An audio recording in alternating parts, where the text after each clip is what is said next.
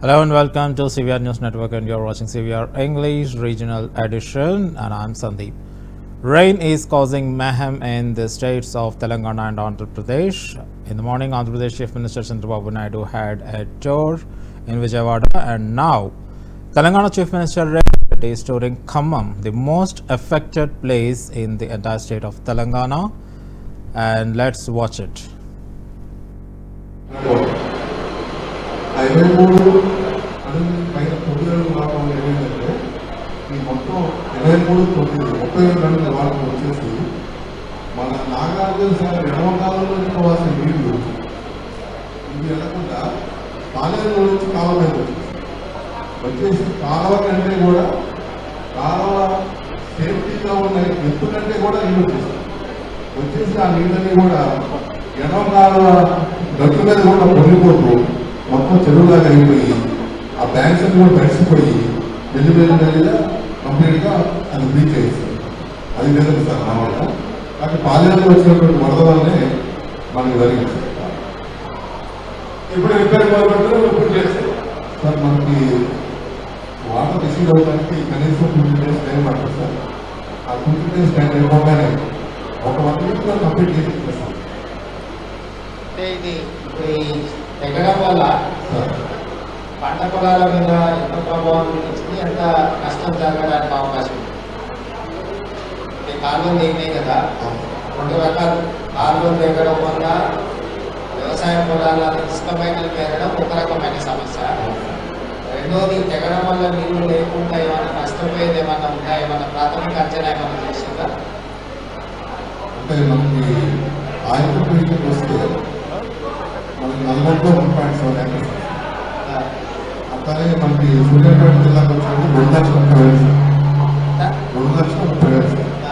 2 లక్షల 2 లక్షల 30 వేలు సార్. రమేష్రావు గారు సీఎం గారు అడిగేది ఆ కాలువ తెగడం వల్ల ఎంత పొలాల మీద నీళ్ళు పోయి ఇన్నండేట్ అయింది. Approximately 300 to 500 acres. అది అడిగేది. అడిగే డిపార్ట్మెంట్ వచ్చిందా, అది అసెస్ చేసిందా, ఎన్ని ఎకరాలు భూములు పోయినాయి చెప్పండి. అది మైకేయడం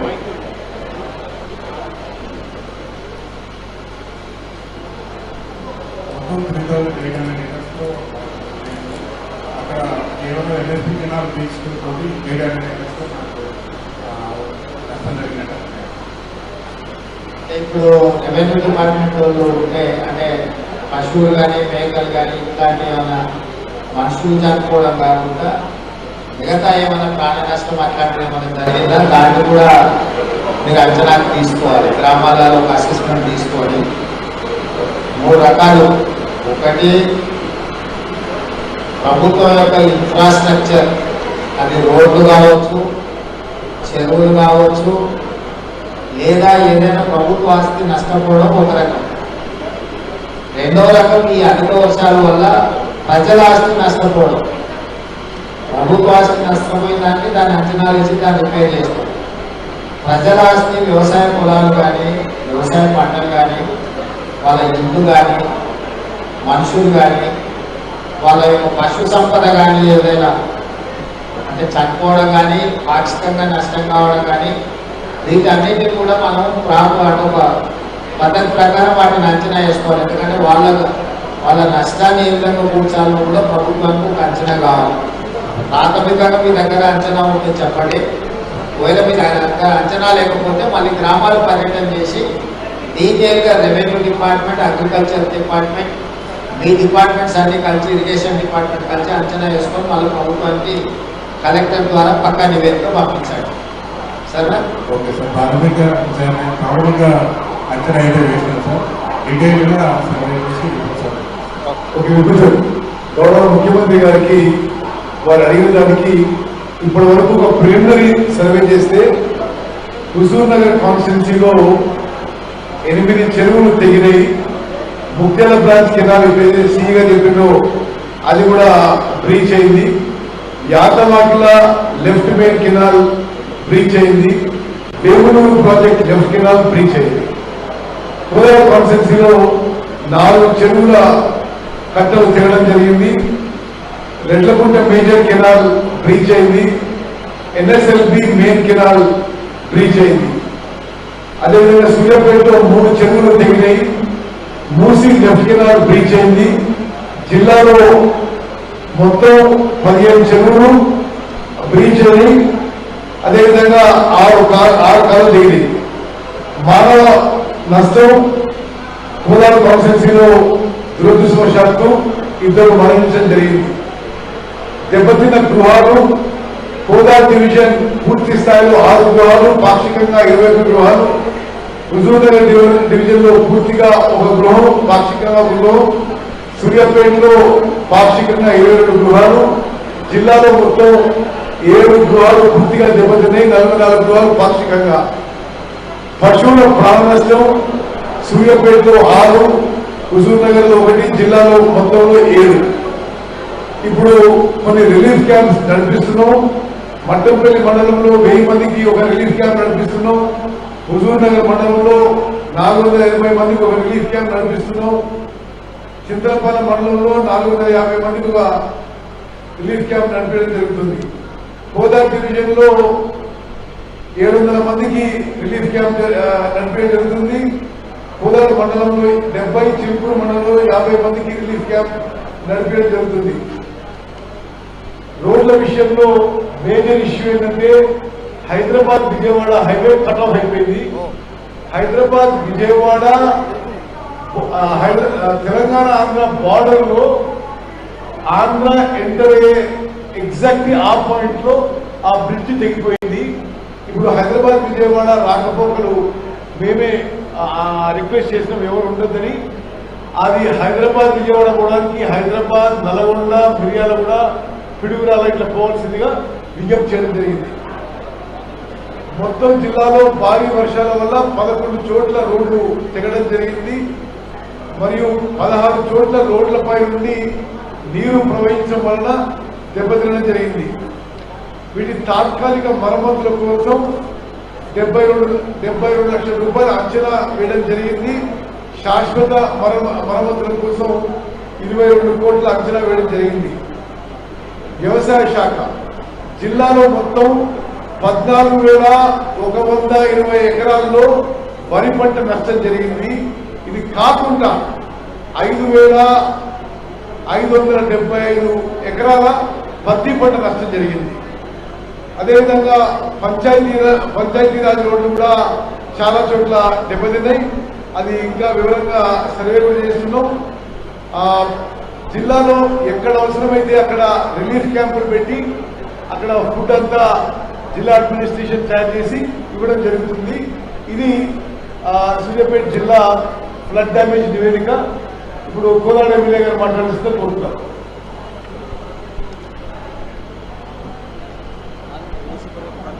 మొదటిగా మన ముఖ్యమంత్రి గారు మరి వెంకటరెడ్డి గారు, ఉత్తమ్ కుమార్ రెడ్డి గారు వాళ్ళతో పాటు వచ్చి ఈ డ్యామేజ్ని చూడడానికి వచ్చినందుకు వారికి ప్రత్యేక ధన్యవాదాలు. మరి సార్ మా ఊళ్ళైతే చాలా మటుకు మెయిన్ టౌన్లో కూడా చాలా డ్యామేజ్ జరిగింది. ఇతర డ్యామేజెస్తో పాటు చాలా షాప్స్ కింద ఫర్టిలైజర్స్ పెట్టుకున్న గోడౌన్స్ కానీ చిన్న చిన్న అంటే మీడియం స్కేల్ ఇండస్ట్రీ చేసే వాళ్ళకి చాలా మంది ఎఫెక్ట్ అయింది సార్. వాళ్ళకి మళ్ళీ కొంచెం ఏదైనా లోన్లు పొందను, ఎందుకంటే వాళ్ళకి ఇన్సూరెన్స్ కూడా లేదంట సార్ వాళ్ళ మనుషులని. వాళ్ళందరికీ కూడా మేము మళ్ళీ ఎంతమంది ఉన్నారు ఎగ్జాక్ట్ అనేది మీకు తెలియజేస్తాము. వారికి ప్రత్యేకంగా లోన్స్, ఎందుకంటే అదే వాళ్ళకి లైవ్లీహుడ్ జీవనాధారం కాబట్టి దయచేసి మీ తరఫున ఒక స్పెషల్ లోన్స్ వాళ్ళకి ఇప్పిస్తే I would like to request you, sir. And also చాలా మందికి ఇంకా ధాన్యము చాలా మంది ఇల్లు కూడా కోల్పోయింది sir. With I must comment collector గారు అండ్ ద ఎంటైర్ టీమ్ నిన్నటి నుంచి చాలా బాగా చేశారు. అండ్ ఫుడ్ అండ్ గ్రెయిన్ కూడా మాకు కొంచెం ఎక్స్ట్రా పంపిస్తే ఇంకా కొన్ని రోజులు వాళ్ళని కాపాడుకునే అవకాశం వస్తుంది. అట్లాగే సార్ మొత్తం అంతటా కూడా రోడ్స్ చాలా తెగిపోయి ఉన్నాయి. మున్సిపాలిటీలో మాకు ఫండ్స్ లేవు సార్. చాలా ఇంకా జేసీబీలు లేబర్ కోసమే చాలా కొంచెం క్లీన్ చేసుకోవడానికి కానీ నేను సడన్గా అన్ని డివైడర్స్ తెగవడం కానీ ఇవన్నీ అయినాయి కాబట్టి అవి కొట్టుకొచ్చి నీళ్ళు నుంచి కొట్టుకొచ్చి మన చెట్లు బిల్డింగ్ చెత్త అంతా నిండిపోయింది సార్. దాన్ని కొంచెం తీస్తే మళ్ళీ కాలువలు సాగడానికి బాగుంటాయి. ఒక స్పెషల్ ఫండ్ కూడా మా మున్సిపాలిటీస్ ఇవ్వాలని నేను కోరుతున్నాను sir. Thank you very much. గౌరవనీయులు ఆర్ఎంపీ మంత్రులు వెంకటరెడ్డి గారిని క్లుప్తంగా మాట్లాడుతూ చేస్తారు. గౌరవనీయులు మన ప్రియతమ ముఖ్యమంత్రి వర్యులు అన్నల రేవంత్ రెడ్డి గారు, పెద్దలు గౌరవనీయులు ఉత్తమ్ కుమార్ రెడ్డి గారు, మా సిస్టర్ సోదరి గౌరవనీయులు పద్మావతి గారు, శ్యామల్ గారికి, కలెక్టర్ గారికి, మీ అధికారులకు, మీడియా మిత్రులకు.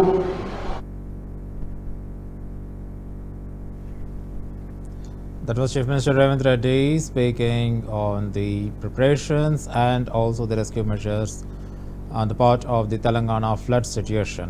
On the other hand, free medical camp organized in Narsapuram, West Godavari as a part of Deputy CM Pawan Kalyan's birthday celebrations was a substantial community initiative led by MLA Bommidi Nayakar at Janasena Party office. The event focused on heart-related medical tests, catering to the health needs of the local residents. MLA highlighted the overwhelming response from both activists and the general public, indicating the camp's success in drawing attention and participation. Former Minister Kottapalli Subbarayadu and Bandaru Madhavanayadu were among the notable figures who attended the prominence to the event. The engagement and support from the community and political figures underscored the camp's impact, potentially leading to further health initiatives or follow-up programs.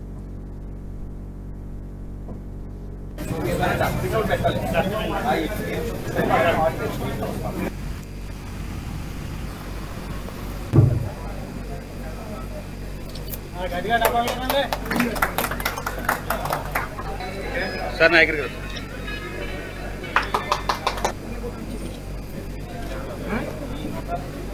Sir ఒకసారి trip చూడండి sir.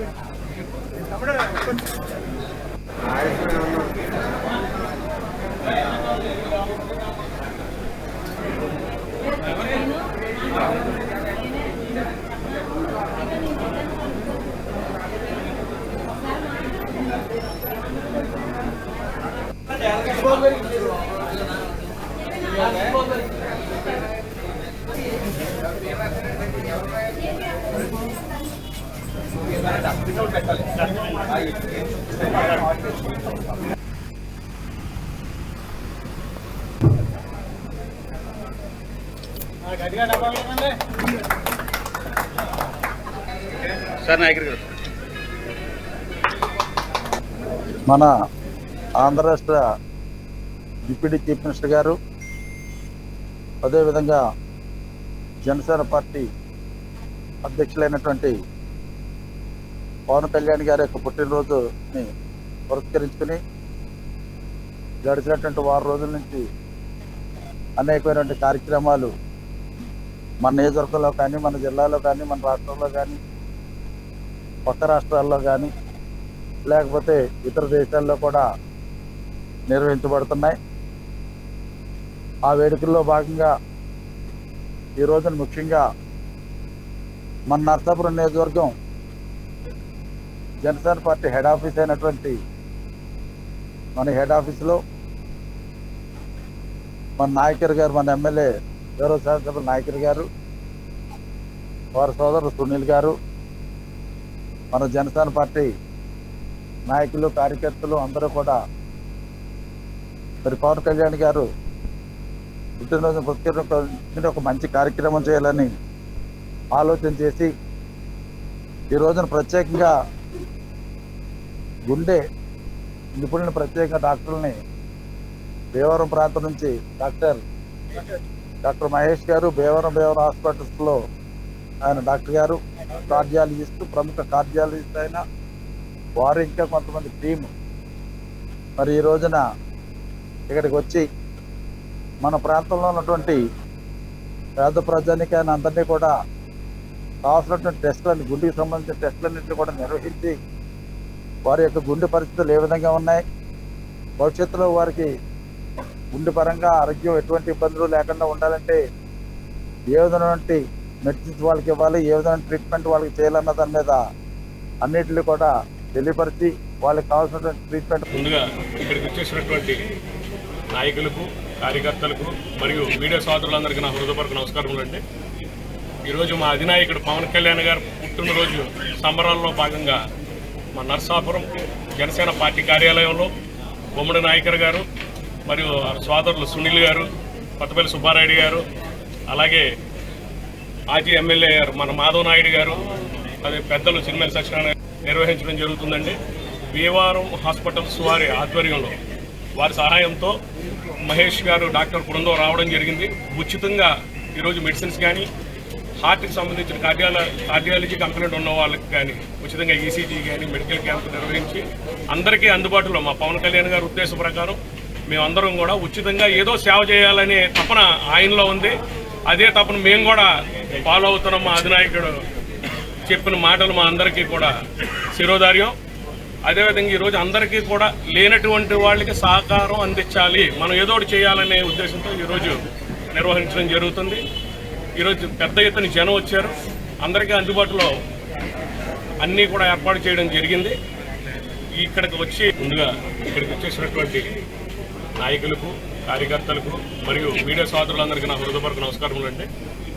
ఈరోజు మా అధినాయకుడు పవన్ కళ్యాణ్ గారు పుట్టినరోజు సంబరాల్లో భాగంగా మా Narsapuram Janasena party కార్యాలయంలో బొమ్మడి నాయకర్ గారు మరియు సోదరులు సునీల్ గారు, కొత్తపల్లి సుబ్బారాయుడు గారు, అలాగే మాజీ ఎమ్మెల్యే మన మాధవ్ నాయుడు గారు, అదే పెద్దలు చిన్మేల సత్యనారాయణ నిర్వహించడం జరుగుతుందండి. భీమవరం హాస్పిటల్స్ వారి ఆధ్వర్యంలో వారి సహాయంతో మహేష్ గారు, డాక్టర్ బృందం రావడం జరిగింది. ఉచితంగా ఈరోజు మెడిసిన్స్ కానీ, హార్ట్కి సంబంధించిన కార్డియాలజీ కంప్లైంట్ ఉన్న వాళ్ళకి కానీ ఉచితంగా ఈసీజీ కానీ మెడికల్ క్యాంప్ నిర్వహించి అందరికీ అందుబాటులో మా పవన్ కళ్యాణ్ గారి ఉద్దేశం ప్రకారం మేమందరం కూడా ఉచితంగా ఏదో సేవ చేయాలనే తపన ఆయనలో ఉంది.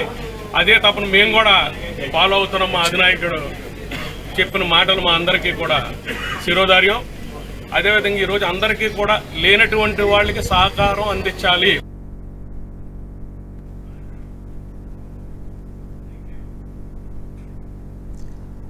Yarapatineni Nikhil, son of Gurjala MLA Yarapatineni Srinivas Rao, recently visited the flood-affected areas in Dagepalli Mandal of Palnadu district, where many villages have been submerged due to the relentless rains.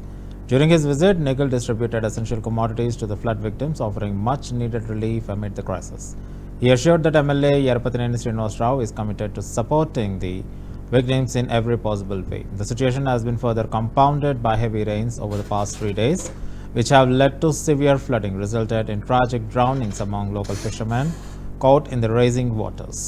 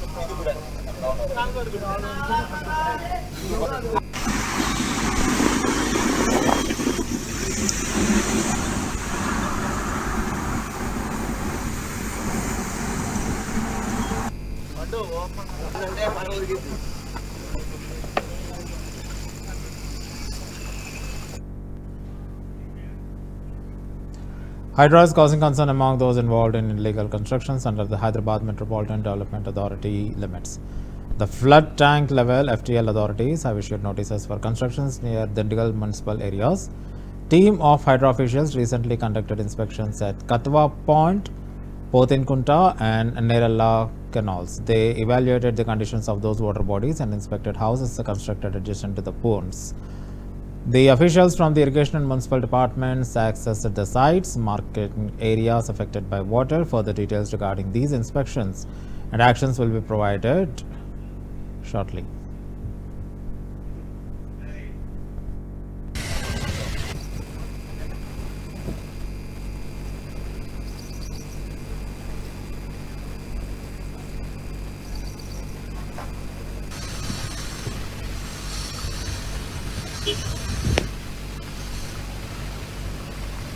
Last 4 years aí.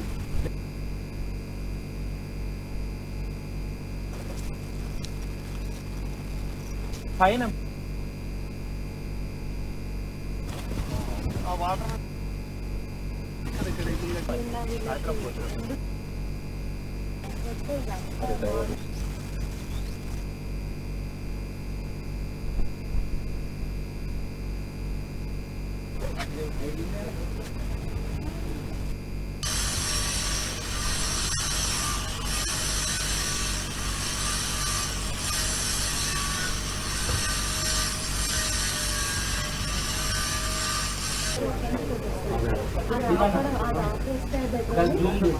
అసలు ఎన్ని water లేవు 2 days back. ఈ వర్షానికి వచ్చింది రాత్రి నిన్న వచ్చిన మాట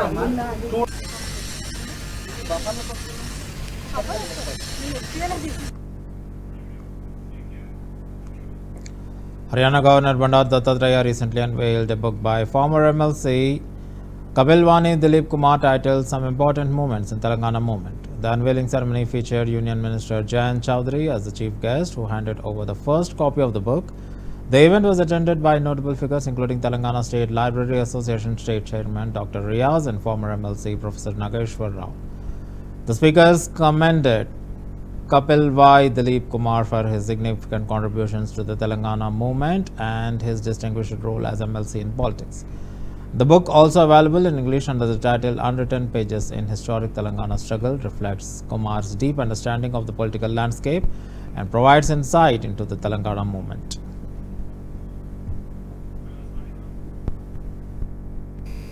ఆధ్వర్యంలో ఒక ఇంగ్లీష్ బుక్ని తెలంగాణ ఉద్యమం మీద రాసిన ఇంగ్లీష్ పుస్తకం, తర్వాత దాని అనువాదం 2 కూడా రిలీజ్ చేయడం జరిగింది. ఇందులో చాలా కీలకమైన తెలంగాణ ఘట్టాలున్నాయి. మరి నాకు సంబంధించిన కొంత ఆత్మకథ కూడా ఉంది. ఎందుకంటే తెలంగాణ ఉద్యమంతో మమేకైనప్పుడు రకరకాల సంఘటనలు చరిత్రలో ఎక్కలే. ఆ ఎక్కని సంఘటనలు ప్రత్యేకంగా నేను ప్రస్తావించి రికార్డ్ చేశాను కాబట్టి ఇప్పుడు అది అవసరం ఉందనిపించింది, ప్రజలకు తెలవాల్సిన అవసరం. ఎందుకంటే అన్రిటన్ అవి chapters in the Telangana history. So అందుకని ఈ పుస్తకం వారిని అడిగితే దయతో అంగీకరించి ఈరోజు రిలీజ్ చేశారు. చాలామంది మిత్రులు, నా బంధువులందరూ కూడా వచ్చారు. మీడియా మీ అందరికీ కూడా నా హృదయపూర్వక పుస్తకాలు మీరు 2 రోజులు కంప్లీట్ చేశారు. ఇంగ్లీష్ వెర్షన్ రావడానికి 1 month పట్టింది నాకు, తెలుగు వెర్షన్ రావడానికి ఇంకో 15 days పట్టింది. जो मुझे जितना सुना देखा, ये तस्वीर पूरे देश में जो प्रधानमंत्री का बेटा हो, जो 4 बार देश में कैबिनेट मिनिस्टर भारत सरकार में रहा हो, जिसकी अपनी पार्टी में हमारे जैसे कितने ही सांसद, कितने ही विधायक रहे हो, 12 तुगलक रोड जहां माननीय प्रधानमंत्री पूर्व चौधरी चरण सिंह जी की आत्मा रहती हो, उस कोठी में जब अजीत सिंह रहे, आप लोगों की जानकारी में लाना चाह रहा हूं क्योंकि पुस्तक का विमोचन हुआ है। राइट में तस्वीर है कि वो कभी भी दरवाजा बंद नहीं हुआ, रात को भी खुला रहता था। पूरे देश में कोई MP, MLA, मिनिस्टर ऐसा नहीं होगा जिसका कि 2.5 फीट का दरवाजा हो और वो भी खुला रहता हो। और उस किताब में आज आपने जो दलीप जी सम्मान दिया, हमें भी बुलाया और चौधरी जयंत जी को बुलाया गया था। రాత్రి 11:30కు 12 గంటలకు ఫోన్ చేసినా అదే ఉల్లాసంగా మాట్లాడతాడు. మరి ఈ పుస్తకంలో దానికి ఔషధం ఏంటి అనేది ఏమైనా ఉందో చూశాను నేను. సో నాకేం కనిపించలేదు, బహుశా దిలీప్ చెప్పాలి. what makes him so energetic and enthralling all the time. So ఈ పుస్తకం యొక్క ప్రాధాన్యత ఏంటి అంటే a politicians life journey is dovetailed with the movement for separate state. ఎందుకంటే రాజకీయ జీవితం కూడా చాలా వైవిధ్యభరితమైన రాజకీయ జీవితం. ఒక విద్యార్థి సంఘ నేతగా, వామపక్ష ప్రగతిశీల విద్యార్థి ఉద్యమ నాయకుడిగా ప్రారంభమై వివిధ రాజకీయ షేడ్స్ను దాటుకుంటూ ఒక మెచ్యూర్డ్ పొలిటీషియన్గా ఈ స్థాయికి వచ్చారు. ఒక లెజిస్లేటర్గా, ఒక రాజకీయ నాయకుడిగా, అన్నిటికన్నా ముఖ్యంగా తెలంగాణ ఏర్పాటుకు జరిగినటువంటి ఒక అవిశ్రాంత కృషిలో ఒక కీలకమైన శ్రామికుడిగా దిలీప్ కుమార్ పనిచేశారు. అందువల్ల ఆయన life account is ఇన్ఎవిటబుల్లీ linked to the story of Telangana. మళ్ళీ భవిష్యత్తులో దిలీప్ గారు ఏమైనా పుస్తకం రాస్తే పియూసీఎల్ గురించి ప్రత్యేకంగా కావాల్సి కూడా మేము డాక్యుమెంట్స్ కూడా ఇస్తాము. ఏమేమి పని చేసింది, ఎట్లెట్లా కేసులు ఫైల్ చేసింది. ఆయన ఎవరు ఒక ఎంపీ కూడా ఈరోజు ఉన్నారు. ఆయనను కేసు అంటే హ్యూమన్ రైట్స్ కమిషన్లో ఫైల్ చేయడం చేత వాళ్ళు పోలీసుల నుండి రిలీజ్ చేయడం జరిగింది. కాబట్టి విమలక్కతో మేము చాలా పని చేసాం, పూర్వ రాజన్న గారితో కానీ. ఎందుకంటే టఫ్ అనేది ఒక ఉద్యమ సంస్థ. యాక్చువల్గా ఏంటంటే తెలంగాణ జాక్ అనేది ఒక యాంగిల్లో వచ్చేస్తే టఫ్ ఇంకొక యాంగిల్లో పనిచేయడం జరిగింది. ఒక pressure group.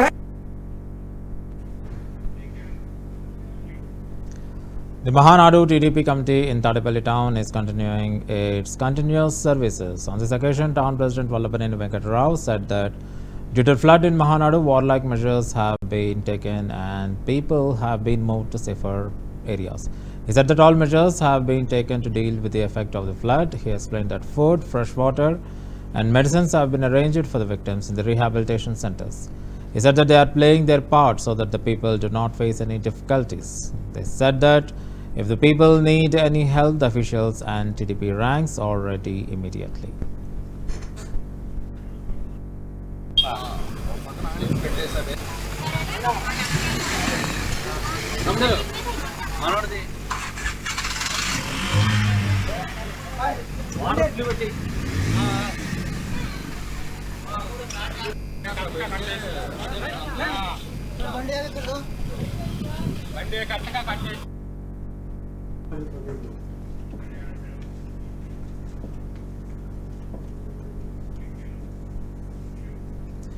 Heavy rains over the past 2 days have severely disrupted coal production and transportation in Singareni. In the 4 open gas projects of Ramagundam Singareni Sanstha located in Peddapalli district, operations have come to a halt at the 4 open cast mines at several sites, even heavy machinery unable to function.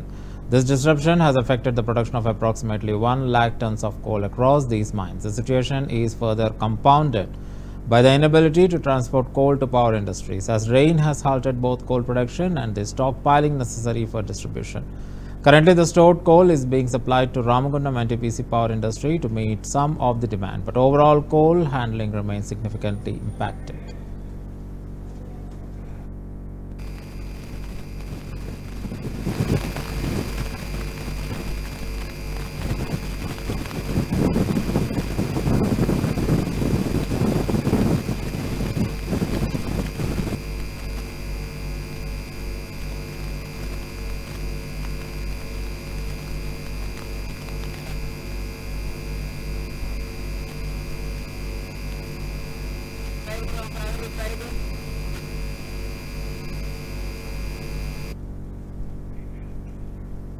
And that's the end of the regional news. Keep watching CVR News English.